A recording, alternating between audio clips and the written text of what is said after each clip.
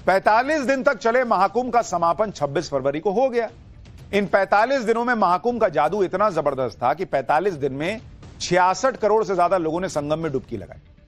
मतलब एवरेज निकालेगा तो रोज का 1.5 करोड़। 45 दिन ऐसे थे कि संगम नोज पर तिल रखने की जगह नहीं मिलती थी, क्योंकि लोग इतने थे। हर कोई 144 साल बाद महाकुंभ का पुण्य कमा लेना चाहता था। लेकिन महाकुंभ भले खत्म हो गया, लेकिन लोगों के अंदर से महाकुंभ की याद नहीं जा रही। और इसी का नतीजा है कि ये आज की तस्वीर आप देख रहे हैं।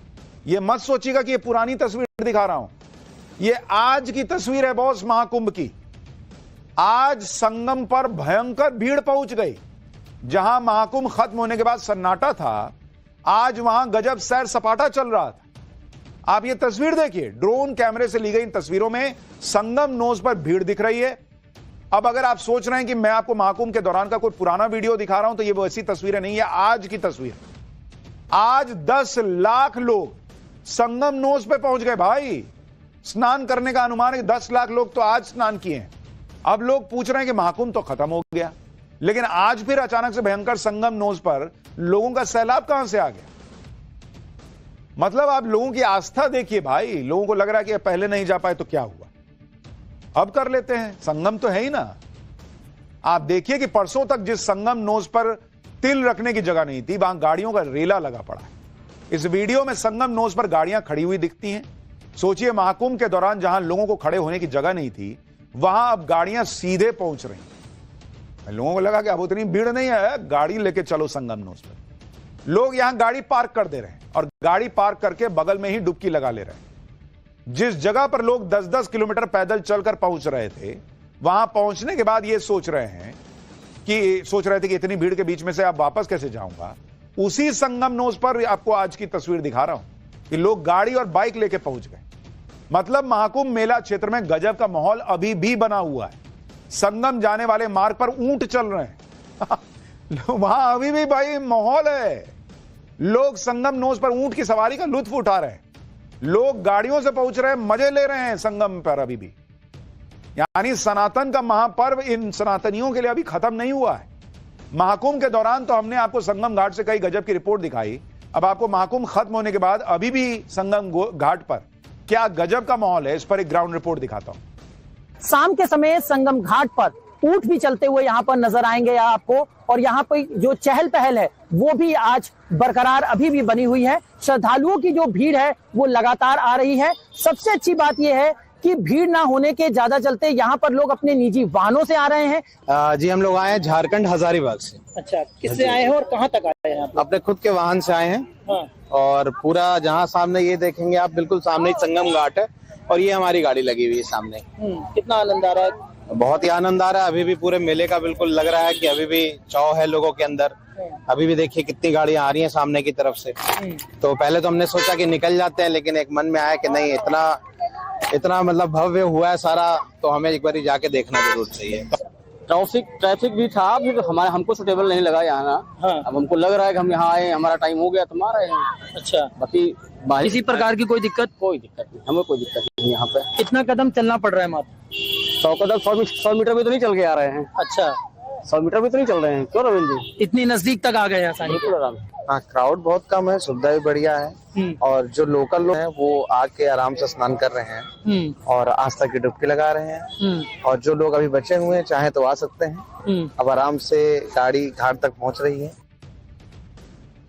महाकुंभ के दौरान संगम घाट सनातन के समागम का केंद्र बना हुआ था, सनातन के रंग में डूबा हुआ था। अभी भी लोग संगम पहुंच रहे हैं, लेकिन अब संगम घाट पर वैसा माहौल नहीं है जैसा महाकुंभ के दौरान, क्योंकि अब साधु संत महाकुंभ से विदाई ले चुके, अखाड़े जा चुके, और संगम का मंत्र मुग्ध कर देने वाला जो वाइब था वो पहले जैसा नहीं है। लेकिन आज भी इतने सारे लोग आए। ये कल की तस्वीर है, देखिए कल कैसे सन्नाटा पसरा हुआ था। आज की तस्वीर आपको दिखाई कैसे फिर से भीड़ आ गई है।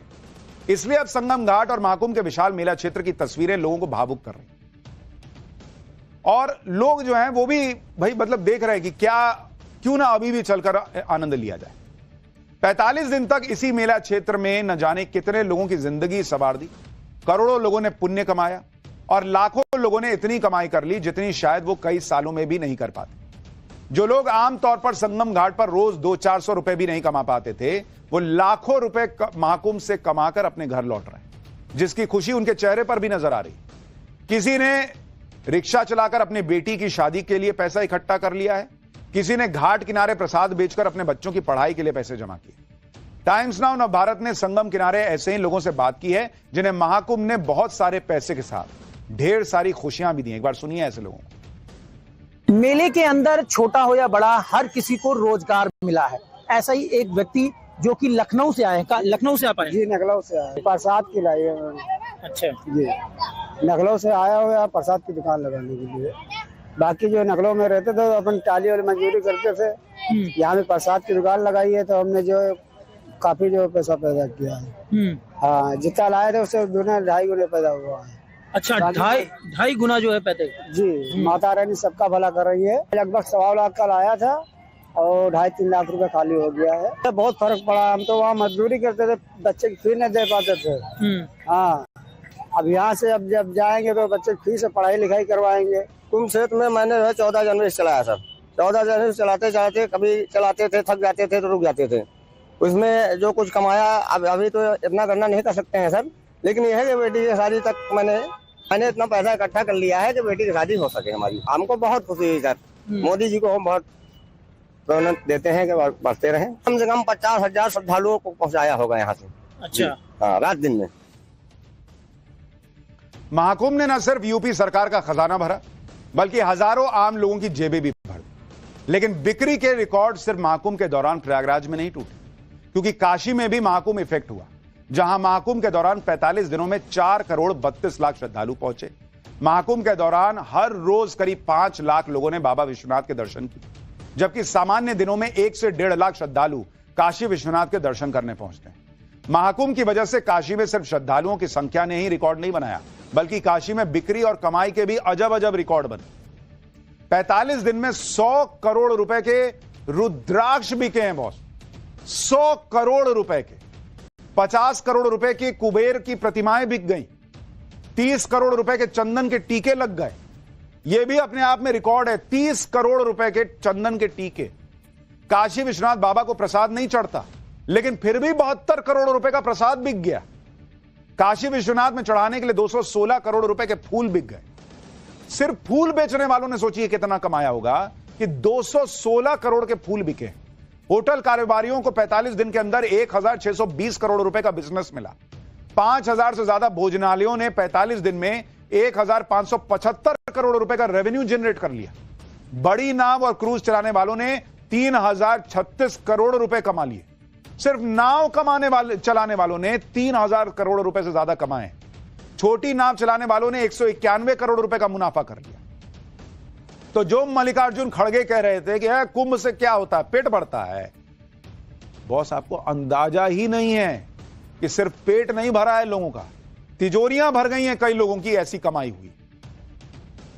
लेकिन जब यहां सिर्फ नफरत भरी हो तो ये सब दिखना बंद हो जाता है।